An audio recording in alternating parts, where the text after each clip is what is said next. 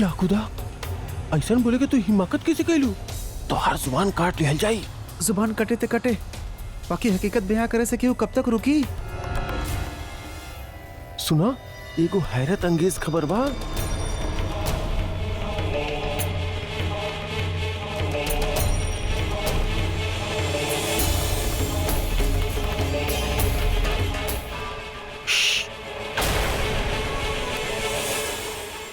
का भाई, तू सब हमके देख के चुप काहे हो गइलो? का बात बा? अभी बेचारी कोना मुझसे बताइयन? जे कहे के बा स्पष्ट कहा। मोती बाई, सुने में आयल बा कि जोधा बेगम पेट से बाड़ी मगर बच्चा। बच्चा? ओके का भइल? सवाल ही बा कि काई बच्चा सचमुच शहंशाह के ही बा? चुप, एक शब्द भी और ना। अरे जब शहंशाह जोधा बेगम के साथ रात बितेले ही ना, तब का फरिश्ता जोधा बेगम के पेट में बच्चा छोड़ गए? हाँ, लज्जा ना आवेले तू सबके? अपन बेगम के विरुद्ध ऐसा गंदा बात के हवा देवे में? धुआं तभी उठला मोती बाई जब कहीं आग लगल होखे। हमके तो बस इतने जाने के बाद कि आखिर चिंगारी फेंकले के बा। बताई बताई बताई बोली, बताई ना, बताई ना। बताओ। बताओ मोती बाई, बताई बताओ। बताई बताई। खड़ा काहे बनी? अरे सुना मोती बाई, बता के तो जा।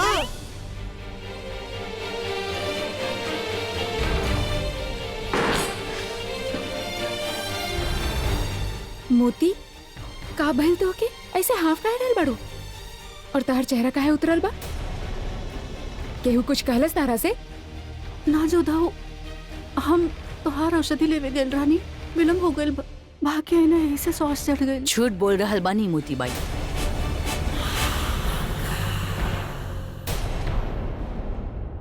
मोती बाई हमसे झूठ काहे बोली है भला? काहे कि ई बेचारी कैसे बता सकेले रउआ के जई सुन के आइल बिया? ई कैसे बताई है रउआ के? हर में जे हो रहल बा कौन से मुंह से कही है? राउर बारे में जहाँ अफवाह फैलल बा, हमार तो दिमाग के काम न कर रहल बा बेगम जोधा। हम सोच भी न सकेनी कि लोगन के दिल में और दिमाग में यहाँ पर कितना गंदगी फैलल बा।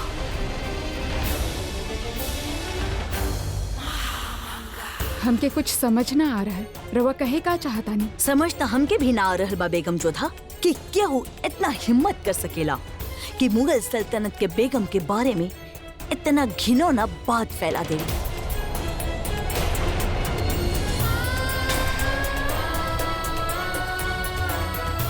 अगर वो हमरे हाथ लग गई ना बेगम जोधा, तो हम ओके सूली पर जरूर चढ़ाई। ये बात हम मानी ले कि रउआ और हमरा बीच में एक राय नहीं खे, टकराव बा, लेकिन एक मतलब भी नहीं के बेगम जोधा की रउआ और शहंशाह के बारे में कोनो भी घिनौना बात सुन सके। लोगन के काम बा बात करल, लेकिन कि शहंशाह उनकर बेगम और उनके होखे वाला वारिस के बारे में इतना घिनौना बात कैसे कर सकेला? यह वजह बिया की राउरी बांधी रउआ से कुछ कह ना पाइल, काहे कि ओकर और हमार हालत बिल्कुल एक जैसन बिया। रवा कहे का चाहता नहीं महामंगा जी? हमके स्पष्ट कही, हमके कुछ ना समझ आ रहा है। बेगम जोधा, लोग ये कह रहल बाड़े की राउर कोख में जो बच्चा पल रहल बा उस शहंशाह के बच्चा नहीं खे।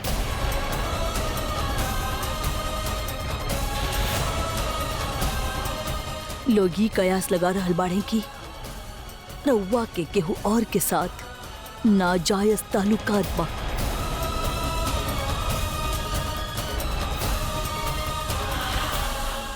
झूठ भाई। बेशक झूठ बा बेगम जोधा, बेशक झूठ बा, और इतना तीखा झूठ कि बर्दाश्त के बाहर बा। बेगम जोधा, हम जानी ले रउआ एगो वफादार बेगम बानी, ऐसन घिनौना हरकत करल त दूर, हमके यकीन बा कि रउआ एकरा बारे में सोच भी ना सकेली। देखिए, हम यही अफवाह के बारे में तस्दीक करे ना आयल रहनी, हम रउआ के यकीन दिलावे आयल रहनी कि जय केहू भी एक घिनौना हरकत कैले बा, ये अफवाह फैलेले बा, ओकर पता हम जरूर लगाइब और ओके कड़ा से कड़ा सजा देब। हम रउआ हम पे भरोसा रखी, काहे कि हम रउआ पे भरोसा रखेंगे। हम बस इतने कहे चाहत बानी बेगम जोधा रउआ इस सब बातन पे गौर मत करी। भूल जाई जे कुछ भी रउआ सुन ली, काहे कि ऐसे रउआ के सेहत पे असर हो सकेला। रउआ मुगल सल्तनत के वारिस देवे वाला बानी, शहंशाह के वालिहाद आवे वाला बा। बस अपन सेहत के बारे में और अपन होखे वाला बच्चा के बारे में सोची। जलाल के अम्मी होखे के फर्ज और मुगल सल्तनत के वज़ीर आलिया होखे के हक हम बखूबी निभाई। खुदा हाफिज।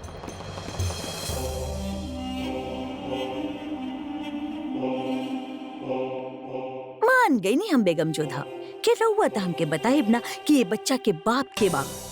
आमेर के मिट्टी बहुत सख्त बा, लेकिन हम भी आगरा के आग बानी।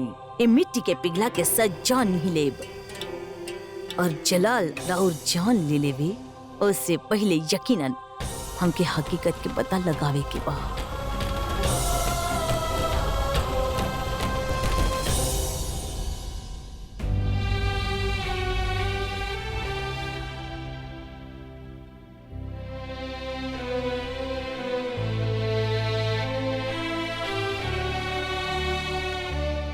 जोधा, जोधा, जोधा,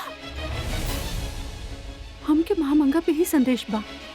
हमके विश्वास बा कि हरम में ऐसन बात उहे पहले ले बानी।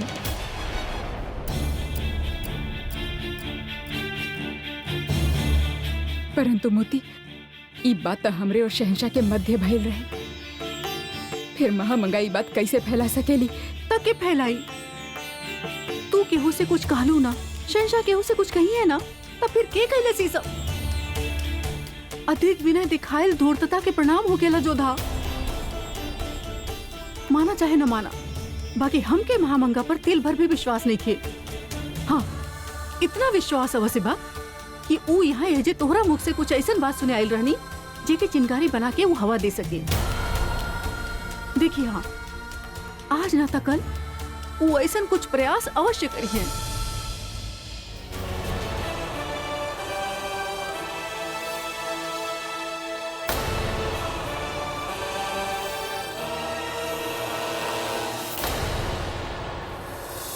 ठेस लागल रहे हमके।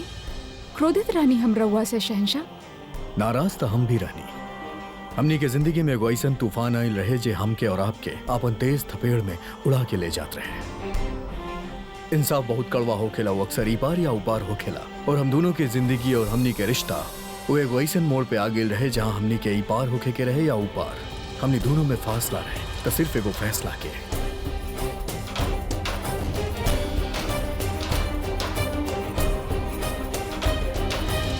न्याय हमके अवश्य चाहिए, परंतु आज हम न्याय मांगे खातिर मुगल सल्तनत के शहंशाह के समक्ष ना खड़ा बानी। आज हम खड़ा बानी आपन पति के समक्ष, जे अपन पत्नी के भावना होकर मान सम्मान और चरित्र के संदेह के तराजू पे तोलले बाड़े। हम ई ना समझ पा रहल बानी कि हमार पीड़ा के भार अधिक बा या जे कलंक रउआ हमार माथा पे जड़ देले बाड़े ओकर भार। और ये दोहरा पीड़ा से पीड़ित पत्नी आज अपन पति के समक्ष एगो प्रश्न रख रहल बिया, न्याय मांग रहल बिया।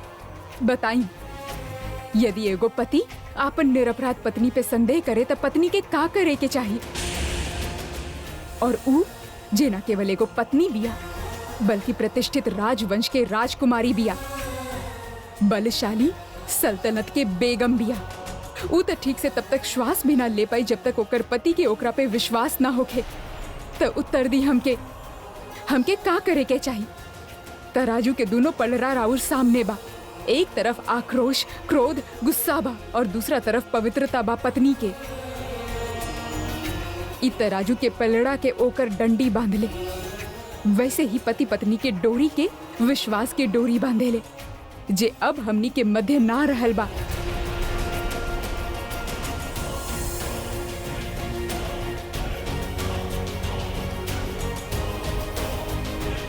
ई ऊ अंगूठी बा जौने से हम दोनों के बीच एगो संबंध बनत रहे, परंतु जब वो संबंध ही तराजू के पलड़ा पे बा, उस संबंध पे ही संदेह बा, तब फिर होकर चिन्ह के का मोल?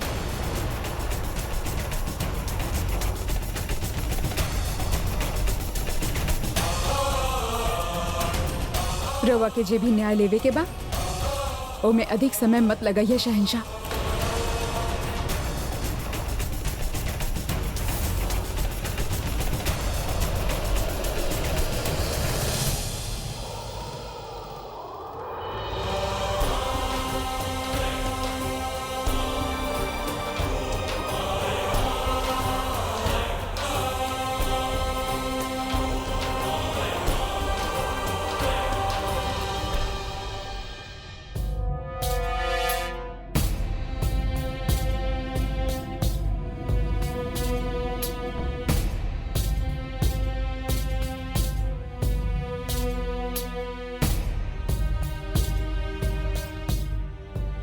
मुनीम खान के पैगाम आइल बा। मुनीम खान और बहादुर खान के सिपा सलारी में हमार फौज अबुल माली के मात दे देले बा। राउर हुकुम के मुताबिक वो हमनी पे हमला करे इससे पहले ही हमने उनकरा खदेड़ देले बानी। अबुल माली वहाँ से जान बचा के भाग निकलल बा। मुगल सल्तनत एगो और फतेह हासिल कैले बा। शहनशाह शहनशाह जलालुद्दीन मोहम्मद जिंदाबाद। शहनशाह जलालुद्दीन मोहम्मद जिंदाबाद। शहनशाह जलालुद्दीन मोहम्मद जिंदाबाद। हुजूर, राउर तबीयत कुछ नासाज लग रहल बा। का कोनो मसला बा शहनशाह? हमार तबियत बिल्कुल दुरुस्त बा। हुजूर, हम बतावत रहनी कि अबुल माली ओकरा शिकस्त दिहल जा चुकल बा। सुन ली हम आपके का लगल के हम सुन ली ना। बंदा ऐसा गुस्ताख बात सोच भी ना सकेला। हुजूर, दरबार बर्खास्त कइल जाए। शहनशाह के हुक्म से दरबार बर्खास्त कल जा रहल बा और जंग फतह करे के खुशी में रउआ सबके जश्न मनावे के इजाजत दिहल जा रहल बा।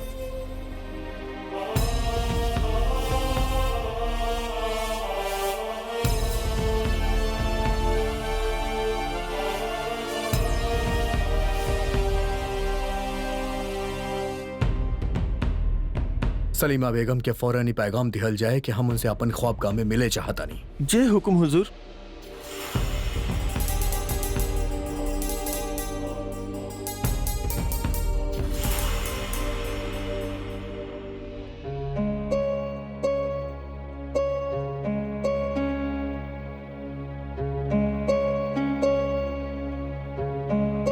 बेगम हुजूर, अचानक रउआ के इतना मितली काहे आ रहल बिया? हम हकीम साहब के बुला लाइन का? ना ना, ऐसन बात नहीं खे। सेहत के मामला में संजीदा होके के पड़ेला बेगम साहिबा। सुबह से रवा के कितना बार कही हो चुकल बा। खाए पिए में कुछ गलती हो गई होगी। ज्यादा मसाला वाला खाना हमके रास नहीं खे आवत। अब तबीयत ठीक बा हमार। सलाम सलीमा बेगम। बादशाह सलामत रउआ के फौरन याद फरमैले बाड़े। फौरन? ठीक बा, हम आवतानी। अल्लाह खैर करे गुलबदन बेगम। रउआ इतना परेशान काहे बानी? सब खैरियत त बा? का कहीं भाभी जान, कुछ भी खैरियत से ना बा। हरम में एगो ऐसन खबर फैलल बा जेके सुन के हमार तो होश ही उड़ गई। कैसन खबर? बेगम जोधा और जलाल के बारे में। या खुदा, हालांकि अभी वो खाली एगो अफवाह ही बा। केहू भी खुल के कुछ बोले की कोशिश ना कर रहल बा। साफ साफ कहीं का बात बा? अफवाह ही बा कि बेगम जोधा के पेट में जब बच्चा पल रहल बा वो शायद जलाल के बा ही ना। का?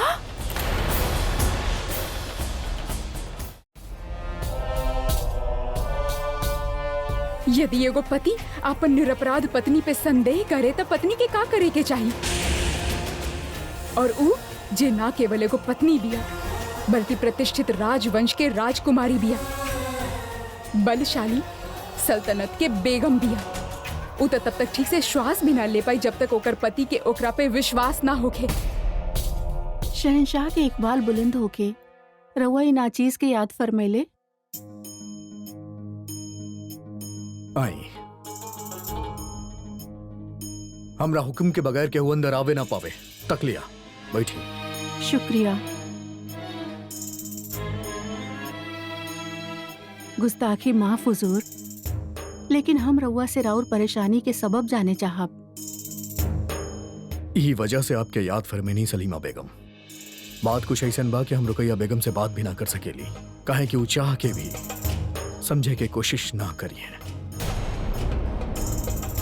खान बाबा अक्सर हमसे कहत रहले कि जब वो मुश्किल में होत रहले तो आपसे सलाह मशवरा करत रहले और आपके मशवरा के बहुत तारीफ भी कैले बाड़े हमसे।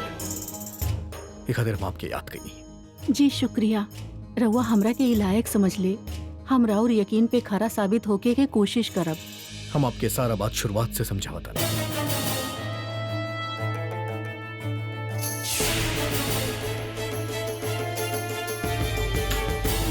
जोधा बेगम की जिंदगी बचाए के खाली एक के रास्ता बा कि उनके होश में लाइल जाए। अब इनकर मदद केवल इनकर शौहर यानी रउआ कर सकेले। कहल जाला कि काला कपड़ा के अगर जिस्म में लपेटल जाए तो खल के तरह काम करेला, शरीर के गर्माहट देवेला। एक खातिर हम आपके काला कपड़ा में लपेटनी। जोधा बेगम माँ बने वाला बानी। अब तो आप समझ ही गई हो खब हमार परेशानी की वजह।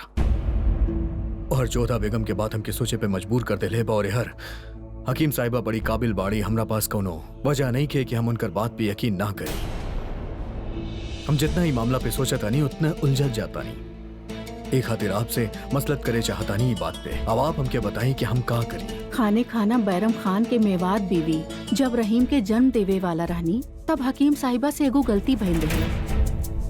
वो मना ही कर देले रहनी कि वो पेट से बानी। खैर पहला महीना बीतल, लेकिन जब दूसर महीना शुरू भइल तब वो मना ही करत रहनी कि वो पेट से बानी। लेकिन जब तीसरा महीना शुरू भइल तो हकीम साहिबा के महसूस भइल कि वो कुछ गलत बोल रहल बानी। तब उनके पता चलल कि बेगम साहिबा पेट से बानी, वो माँ बने वाला बानी। वो तुरंत बैरम खान साहब से माफी मांगनी और अपन गलती कबूल कईनी। ये बात आप कौना लिहाज से कहा था? राउर बात सुन के ये बात तय हो गई बा शहंशाह कि रउआ सच बोल रहल बानी। और रहल बात जोधा बेगम के, तो उनके बारे में कोनो भी गलत बात करल सबसे बड़ गलती होगी। उनके ईमान के कसम तो हम भी खा सकेनी। गुस्ताखी माफ होके मलिका आजम। केकर केकर जबान पकड़ी है रउआ। हम रउआ से पहले ना कहनी, बाकी आमिर से जब हम आगरा वापस आइल रहनी तब एको बांध दी हमसे कहले रहल की जलाल और जोधा बेगम के बीच मियाँ बीवी जैसन रिश्ता ही नहीं खे। हम वो बांधी के जबान ही काट देहनी, काहे की अगर उ दोनों में ऐसन कोनो रिश्ता बा ही ना तब फिर ये बच्चा कहाँ से आई। एक खातिर कह रहल बानी केकर केकर जबान पकड़ी है रउआ, सारा हरम खाली हो जाई। पर सवाल ही बा कि ऐसा अफवाह फैलावे की जुरत आखिर कैलस के और काहे? इता हमरे भी समझ में ना आ रहल बा, लेकिन बिना आग के धुआं त ना उठेला।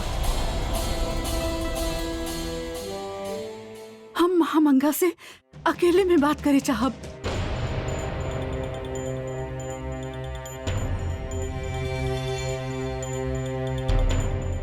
माहम जेकरा हम बाहर भेजनी हा उहो हमारा आपन बाड़े, अजीज बाड़े, पर अब ये मामला सियासी हो गईल बा माहम। हम मलिका बानी और रउआ वजीर, यही खातिर तन्हाई में मसलत करल जरूरी है। बताई रउआ ऐसन काहे कहनी कि धुआं तबे उठेला जब कहीं आग लागल होके? हमके लागता कि रउआ के ऐसन कुछ पता बा जेकरा बारे में हमके मालूम नहीं खे। गुस्ताखी माफ होके मल्लिका आजम, लेकिन हम अपन कान से कुछ सुन ले रहनी। ओ हम जलाल से कुछ सियासी मामला में बात करे खातिर उनके हुजरा तक गए रहनी और वही जे हम जलाल और बेगम जोधा के कुछ बात सुन ली। ओमे जलाल बेगम जोधा से पूछत रहले कि उनके कोख में जे बच्चा पल रहल बा ऊ के करवा, काहे कि जलाल अभी तक बेगम जोधा के छुअले भी ना बाड़े। या खुदा,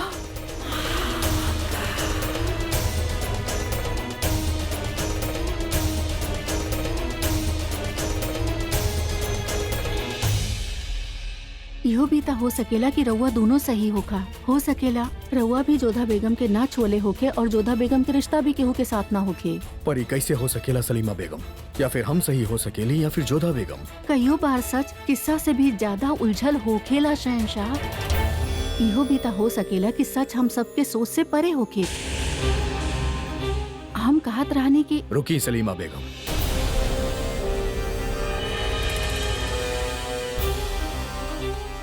चलिए हमरा साथे।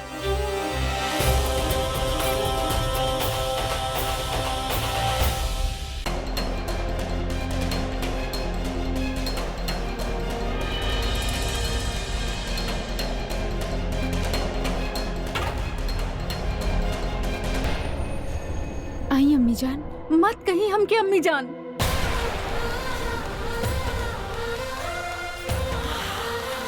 रउआ के हम बहू ना बेटी मन ली। रउआ के साथ सब कुछ बटनी, अपन दिल, अपन राज, अपन खुशी, एकर ई बदला देहलू जोधा बेगम।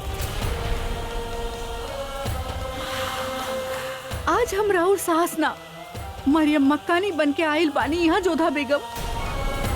ऊ मरियम मक्कानी जेकरा सर पे मुगल सल्तनत के इज्जत की जिम्मेदारी बा।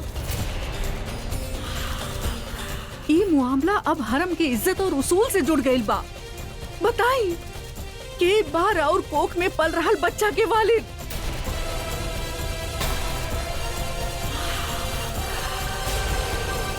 ई नाचीज से का खता भइल खता ही भइल बा आपसे कि आप कहनी की जोधा बेगम पेट से बानी, काहे कि हम तो उनके साथे कोनो रिश्ता बने नहीं ना। एकर मतलब साफ रहे कि जोधा बेगम के और के साथे रिश्ता बने नहीं। हम के उनका पे शक भइल, हम उनसे सवाल कईनी, पर जौन गुस्सा जौन आग हम उनके आंख में देखनी वो गुनाहगार और एक जिनाहगार के आंख में ना हो सके। उनका चेहरा पे जौन तकलीफ रहे वही बयां करत रहे कि वो सच्चा बाड़ी, और ये सब आपके वजह से भइल। आपके गलती की सजा वहाँ जोधा बेगम भुगता ताड़ी, यहाँ हम वहाँ वो हर पल टूटा तानी, अपन बेगुनाही के दुहाई देतानी, और यहाँ हम कबो उनके दिल रखे खातिर सच बोलेली, कबो उनके बचावे खातिर झूठ बोलेली। ये सब आपके वजह से भइल। हमें से पहले आपके सर कलम कर दे, अपन जबान खोली और बताई कि माजरा काबा काहे कहीं नहीं आप ऐसन, और केकरा से लेनी रिश्वत ऐसन झूठ बोले के बताई। रहम जहाँ पना हम बेकसूर बानी, राहुल इतना करम बा हम पे, हम भला केहू से रिश्वत काहे लेब। हम तो जोधा बेगम के निशानात और तबियत के आसार देख के ही ऐलान कैले रहनी क्यों पेट से बानी। हमरे जगह के वो और हकीम होकर तो वो भी यही कहत। लेकिन हकीम साहिबा का कोनो और भी वजह हो सकेले कि जोधा बेगम के ऐसन आसार, ऐसन अलामात दिखे। कुदरत के खेल निराला बा बेगम साहिबा, अक्सर ऐसा आसार गलत ना हो खेले, लेकिन अगर जोधा बेगम वाकई पेट से ना बानी तो मसला जुदा हो सकेला। कुछ चीज खैला से इंसान की बीमारी दूर हो जाली और कुछ खैला से इंसान बीमार हो जाला। हो सकेला जोधा बेगम गलती से कुछ ऐसा खा ले होगी, या फिर क्यों जोधा बेगम के जानबूझ के कुछ खिला देले होके ताकि उनकर माँ बने के आसार नजर आवे लगे। कई बार केला के पत्ता और ओकर जड़ के अर्क पी लेला से थकान, कमजोरी, चक्कर और उल्टी आवे जैसे निशानात सामने आवेला। हमरे साथ भी कई साल पहले एगो ऐसा किस्सा भइल रहे। ये औरत पेट से ना बिया। का मगर कैसे? और 4 महीने से जो आसार दिख रहा बा फिर ऊ कहा? कई जड़ी बूटी ऐसा हो खेली जेकर अर्क लेहला से ऐसा अलामत नजर आवेले कि वो औरत पेट से लगी, जबकि वो हो खेली ना। और जब वो औरत के खाविंद कढ़ाई से अपन घर वालन से पूछताछ कैले तो ओकर माँ सच कबूल कैली। दरअसल ओकर सास ओके घर से निकलवावे चाहत रहनी, यही से जब ओकर बेटा कोनो काम के सिलसिला में बाहर गई तब कहीं से जड़ी बूटी लाके ओकर बहू के खिला देलस ताकि ओकर माँ बने के आसान नजर आवे लगे। सास के साजिश रहे कि वो ऐसा कह के अपन बेटा के यकीन दिला देवे कि ओकर गैर मौजूदगी में बीवी के और से रिश्ता बनैले बिया और बेटा अपन बीवी के तलाक दे देवे। इता आम इंसान के बात बा हुजूर, शाही खानदान के तक कई दुश्मन हो खेले। अगर अव्वा के याद होखी कि रुकैया बेगम के हमल भी यही जड़ी बूटी से गिरावल गए रहे। ई बताई हकीम साहिबा का एकर कोनो तोड़ बा? ये जड़ी बूटी कोनो भी तरह से जोधा बेगम के खिला दे है। अगला 4 घंटा में मालूम हो जाए कि जोधा बेगम माँ बने वाला बानी की ना।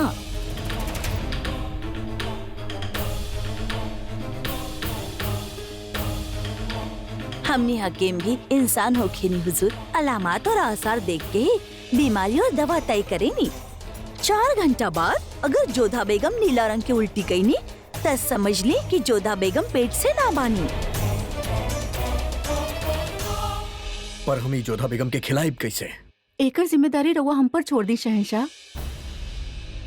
कब से जलाल के औलाद के खुशी रहे, इस सल्तनत के ओकर वली अहद के रउआ के माँ बने के खबर से कितना खुश रहनी हम।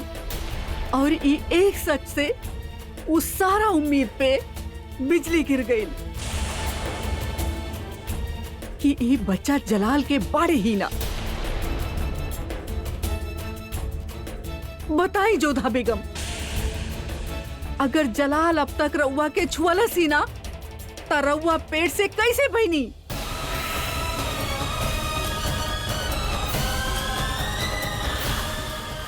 बच्चा राउर कोख में कहां से आइल? जोधा बेगम, अगर रउआ ई गुनाह कैले बानी त ना ही रउआ के ई महल में रहे के हक बा, ना ही मुगल खानदान में।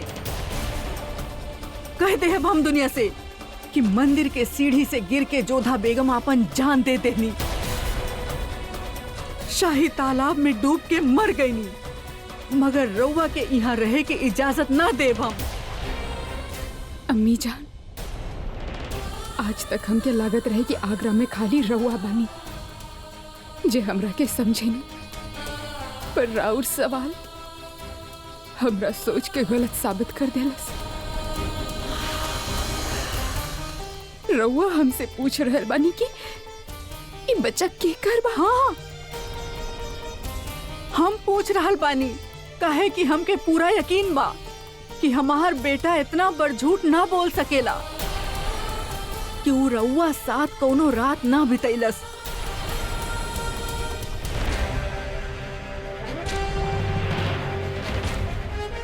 आपके थोड़ा गलत फहमी हो गई बा अम्मी जान।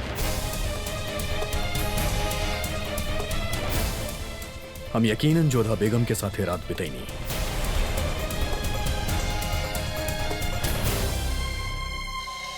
मुआफ करी है जलाल, हमके लागत बा कि रउआ बेगम जोधा के बचा रहल बानी, काहे कि रउआ के कहला के मुताबिक रउआ बेगम जोधा के साथ रात बितैले होती त फिर होखे वाला बच्चा पे ई शक काहे? हमके शक रहे कि सिर्फ एक बार रात गुजारे से केहू माँ कैसे बन सकेला।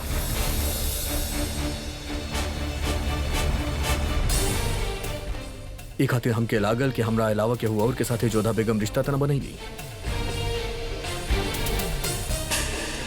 लेकिन अब हमके यकीन बा कि बच्चा हमरे ही बा।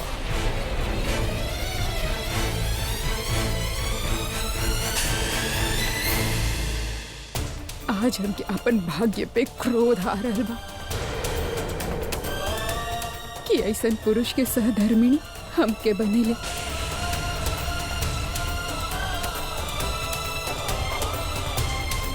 पहले रउआ हमसे कहले कि रउआ हमके छुएला ना, और कभी कहले कि रउआ हमरा साथे रात बितेला।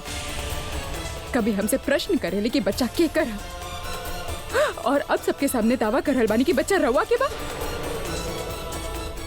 आज रवा हमके बता ही दी कि रवा चाहत का बानी, मंशा का बा रवा के, या फिर हमार उहे सोच ठीक रहे रवा खातिर कि रवा खातिर सब कुछ केवल एगो खेल बा। आज तक हम ये बात केहू के सामने ना कहनी, पर आज सबके सामने स्वीकार कर रहल बानी कि हम रवा से घृणा करेनी।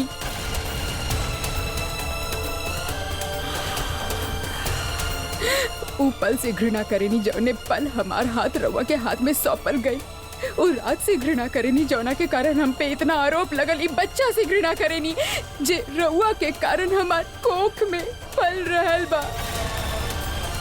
छी! जलाल, अगर ये बच्चा तोहार हा ऐसे पहले झूठ काहे बोला कि ये बच्चा तोहार ना है? हम कहनी ना अम्मी जान कि हम जाने चाहत रहनी कि हमरा अलावा जोधा बेगम के और के साथ रिश्ता तो न बनैली। मजाक समझ ले बाड़ा तू रिश्तन के?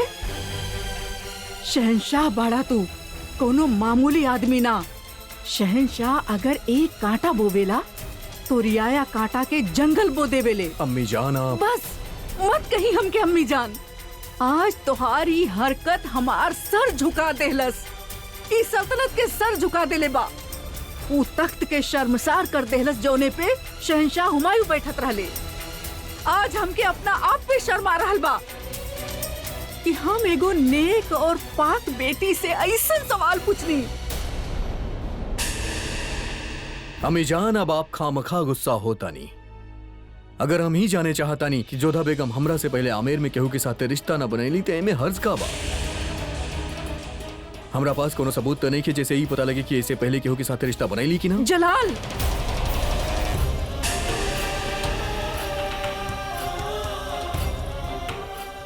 काश थोड़ा देर पहले हम ही ना कहले होती कि हम यहाँ मरियम मक्कानी बन के आयल बानी।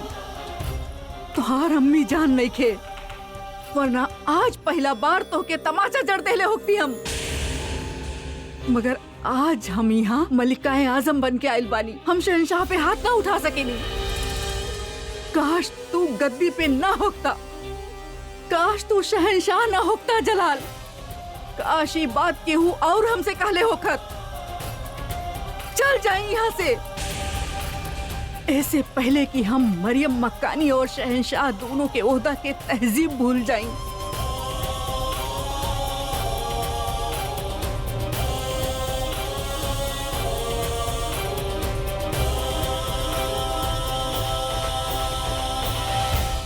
हम तोहार गुनहगार बानी जोधा, और गुनाह इतना बड़ बा कि ओकरा खातिर माफी बहुते छोटा। एकरा खातिर सिर्फ सजा तजवीज हो सकेले, और हम तो से इसरार कर रहल बानी जोधा कि जे मन में आवे वो सजा दी हमके। वो मलिकाए आजम के सजा दी जे अपन फर्ज ना निभा पाइल, वो माँ के सजा दी जे अपन बेटी के पाकीज़गी पे यकीन ना कर पैलस। ना अम्मी जान, हमरे यहाँ बड़न के हाथ खाली आशीर्वाद खातिर उठेले, क्षमा मांगे खातिर ना। हमके रउआ पे क्रोध नहीं के, क्रोध बा तो शहंशाह की सोच पे। उनके खातिर एगो स्त्री के चरित्र ओकर मान ओकर धर्म ओकर कौनो स्थान ही नहीं के।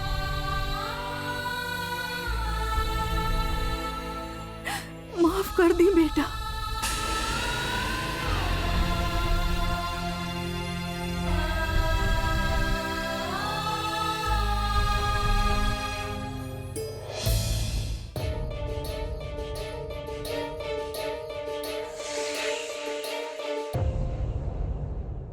आवा रुकैया आवा।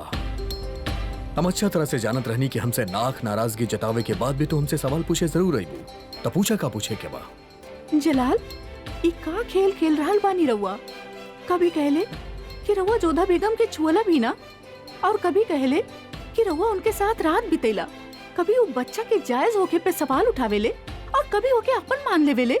ई का वाहियात खिलवाड़ खेल रहल बानी रउआ? हम भी यह जानना चाहता नहीं रुकैया कि का वाहियात खिलवाड़ हा। पिछला मुलाकात में तू इका के गइल रहलू कि तू अपन दोस्त पे से यकीन खो चुकल बाड़ू, लेकिन अपन शहिंशाह पे यकीन रखा रुकैया। चौन होत बा ओकरा होखेदा। कहा सही हो रहल बा जलाल? रुकैया कुछ बात के गहराई जाने खातिर ओकर तह तक जावे के पड़ेला, और हम उहे करतानी। लेकिन रुकैया बिन कोनो भी सवाल वाजिब नहीं खे, और थोड़ी देर में हकीकत सबके सामने आ जाई।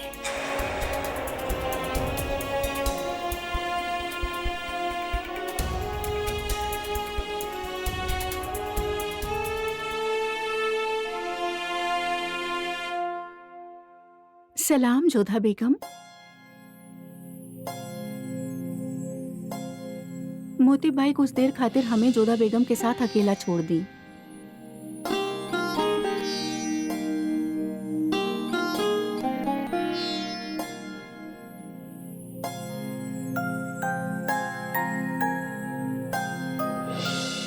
ये आंसू के मत रोकी जोधा बेगम, इनके बह जाए दी, ऐसे राव दिल के बोझ हल्का हो जाई। एगो बात पूछी हम रउआ से, रउआ हम पे यकीन करे नहीं जोधा बेगम? कैसन बात कर रहल बानी रउआ सलीमा बेगम? हमके रउआ पे पूरा विश्वास बा। तब फिर गौर से सुनी जोधा बेगम, हम समझ सकेनी कि राउर दिल पे का बीत रहल बा, रउआ कौने हालात से गुजर रहल बानी। हमके राउर बहुत फिकर बा जोधा बेगम। खैर छोड़ी वो सब बात। देखी हम रउआ खातिर का बनेले बानी, गुलाब के शरबत। जरा चक्के तो देखी कैसन बनल है। राउर स्नेह खातिर धन्यवाद, परंतु सलीमा बेगम अभी हमार कुछ भी पिए के मन नहीं खे। ये गुलाब के शरबत तो रउआ के पिए की ही बा जोधा बेगम। कहे कि यही बाने हम रउआ के वो दवा देवे चाहतानी जौने से राउर सच्चाई सबके सामने आ जाई। अगर रउआ ये शरबत ना पी है जोधा बेगम, तो हमरा के लागी कि रउआ हमसे भी नाराज बानी। पी के तो देखी, रउआ के अच्छा लागी। अच्छा हमार दिल रखे खातिर ही पी ली।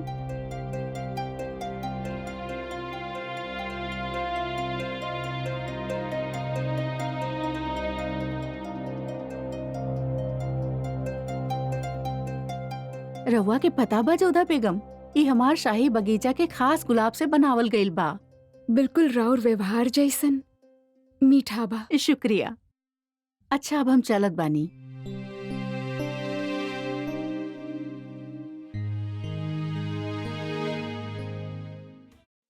केहू तब्बा जे शहंशाह और जोधा बेगम के रिश्ता के बीच दरार डाले चाहत बा। दोनों के बीच दूरी बढ़त जा रहल बा। कुछ समझ में ना आ रहल बा कि कैसे हम एके दूर करी।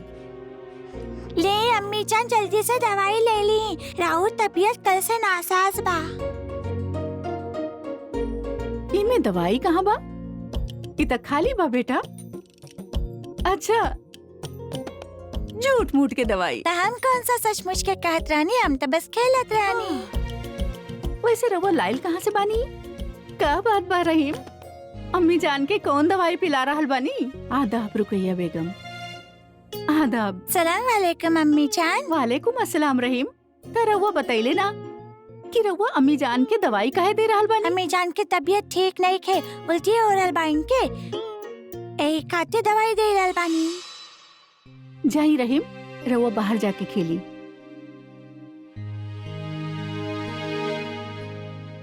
बैठी।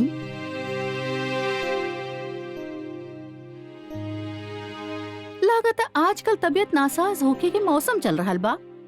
कहीं रवा भी जोधा बेगम के तरह जैसन रवा सोच रहल बानी रुकैया बेगम वैसन कुछ ना। वैसे रवा सुन ले तो होकी ही कि लोग जोधा बेगम के बारे में का बात कर रहल बाड़े। लोगन के का बा रुकैया बेगम? लोगन के ता आदत बा बात के बतंगड़ बनावे के। हमके लोगन के ना शहंशाह के आदत के फिक्र हो रहल बा। हमरा समझ से बाहर है कि ऐसन कौन से वजह रहे जे शहंशाह अपन आदत बदल देले। हमसे ना बल्कि रउआ से जरूरी गुफ्तगू करे शुरू कर देले वो। ना अगर शहंशाह रउआ के बतावे से मना कैले बड़े तो हम रउआ पे जोर न डालब।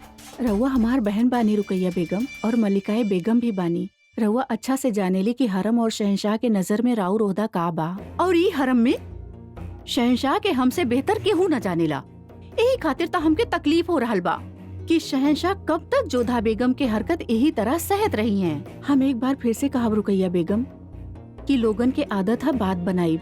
इहो भी तो हो सकेला कि केहू जोधा बेगम और शहंशाह के बीच दूरी पैदा करे चाहत होके। दूरी? हाँ। सलीमा बेगम वो दोनों में नजदीकी रहल ही कब? और वैसे भी जे बात हमके शहंशाह बतैले बाड़े ओकरा बात तो हमके यकीन हो गइल बा कि जोधा बेगम के जरूर केहू के साथ गुस्ताखी। माफ रुकैया बेगम। रउआ मलिकाए बेगम बानी, बाबरी शान और आन के निगहबान बानी। रउआ जोधा बेगम भी आला खानदान से ताल्लुकात रखेनी। रउआ के उनके खिलाफ ऐसन बात के हवा न देवे के चाहिए। हवा तो फैल चुकल बा सलीमा बेगम। अब बस आगरा के अवाम तक पहुँचल बाकी बा। और हवा के का बा वो तो हवा हा। बंद दरवाजा भी ओके रोक न सकेले। जरा सोची, जब ये बात अवाम के पता चली ता वो सवाल करी हैं, तब रउआ और शहंशाह के कर मुंह बंद करी हैं। तनी ए मुद्दा पे भी सोची हा। शहंशाह आजकल रउआ से मशवरा लेवेले, का पता ई मुश्किल खातिर भी वो रउआ से मशवरा मांग बैठे। चल रहल बानी।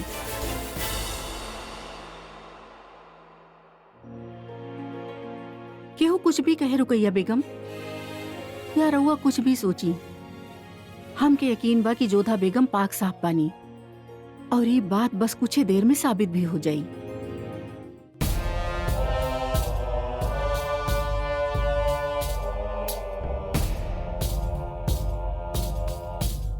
इतना वक्त बीत चुकल बा। अब एक भी पल हमसे ठहरल नहीं किया जात। हम जल्द से जल्द मामला के जड़ तक पहुंचे चाहता नहीं।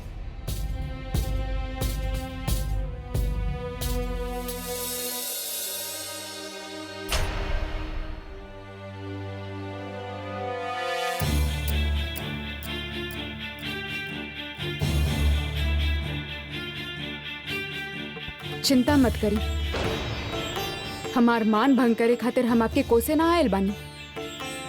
काहे कि जब रउआ अपन अम्मी जान मल्लिकाए आजम के इतना कुछ कह सकेले तो हमार का मान रखिए। रउआ हमार चरित्र भंग होके के चिंता ना कैला और सबके सामने हम पे इतना बड़ा आरोप लगा देला। कौना मिट्टी के बनल बानी रउआ शहंशाह पहले हमार मूर्छित होके के अनुचित लाभ उठाइला, फिर हमार इच्छा के विरुद्ध रउआ हमसे संबंध बनैला और हमके ही चरित्रहीन होके के आरोपी बना देला और हमरा पे संदेह कैला कि हमार कोख में केहू और के बीज है। घृणा करेनी हम रउआ से, केवल घृणा।